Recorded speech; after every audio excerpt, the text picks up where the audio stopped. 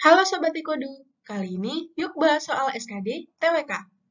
Nah, perhatikan pernyataan berikut ini ya. Pernyataan pertama, Fauzan dilahirkan dari perkawinan yang sah oleh seorang ayah warga negara asing atau WNA dan seorang ibu warga negara Indonesia atau WNI. Pernyataan kedua, Pak Renza bergabung menjadi anggota tentara asing tanpa mendapat izin terlebih dahulu dari Presiden. Pernyataan ketiga, Sheila turut serta dalam pemilihan sesuatu yang bersifat ketatanegaraan, suatu negara asing, padahal tidak diwajibkan.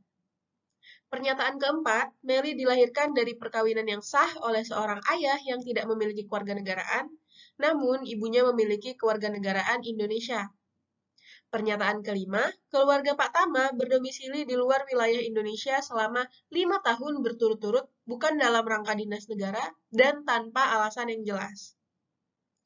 Berdasarkan pernyataan di atas, contoh yang mengakibatkan seseorang kehilangan kewarganegaraan Indonesianya ditunjukkan oleh pernyataan nomor A. 1, 2, dan 3, B.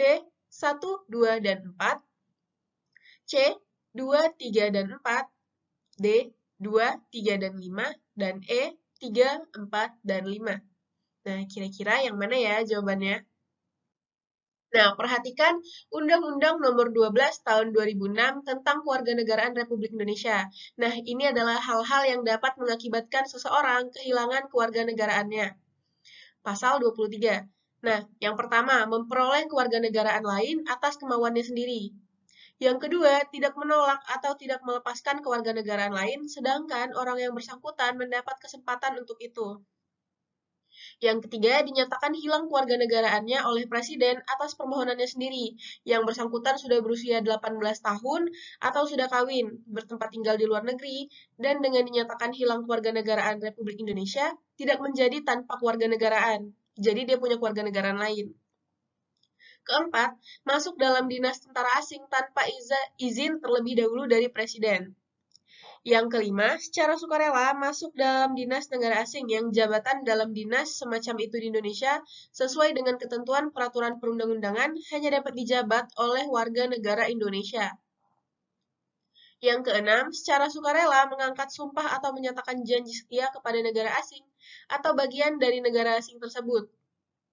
Yang ketujuh, tidak diwajibkan tetapi turut serta dalam pemilihan sesuatu yang bersifat ketatanegaraan untuk suatu negara asing. Kedelapan, mempunyai paspor atau surat yang bersifat paspor dari negara asing atau surat yang dapat diartikan sebagai tanda kewarganegaraan yang masih berlaku dari negara lain atas namanya.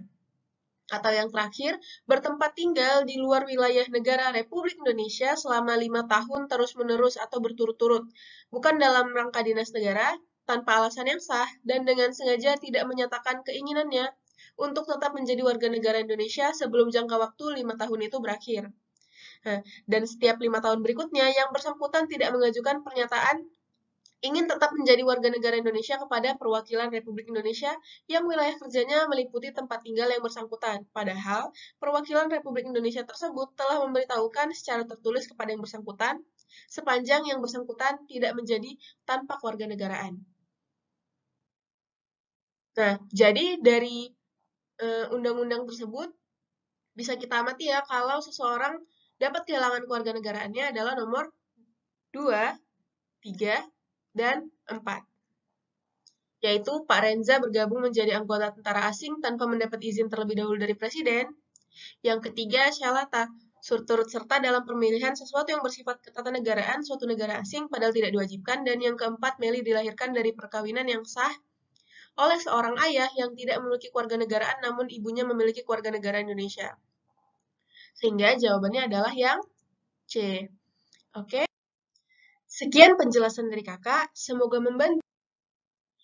Jangan lupa subscribe dan klik tombol lonceng agar kamu gak ketinggalan video terbaru dari Ikodu. Ikodu, teman masa depanmu.